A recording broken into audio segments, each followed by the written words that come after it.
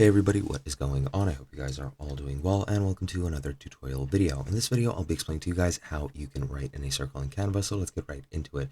Now, when you open up a blank new page, presentation, whatever you want to call it, you'll end up in a, of course, white screen, which is completely blank, and you'll have all these tools over here. Now, you might be in Elements or Design, I'm not really sure, but what you want to do is click on Text. Once you do that, you want to click which type of text you want to add, title, subtitle, or main text. I'll add a subtitle, and I do apologize for this not being in English. I can't change the language for some reason.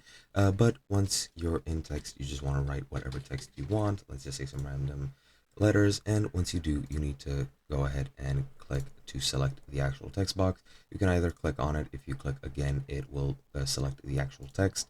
If you click once, it'll select the text box. And if you drag and select, it'll select the text box as well. Then you want to go into Effects.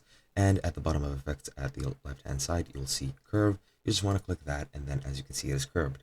If I move the text box around, as you can see, that is the circle and the diameter that will be curved. And then you can add however many letters you would like, and it'll go in a circle and eventually start overlapping. And that is pretty much it.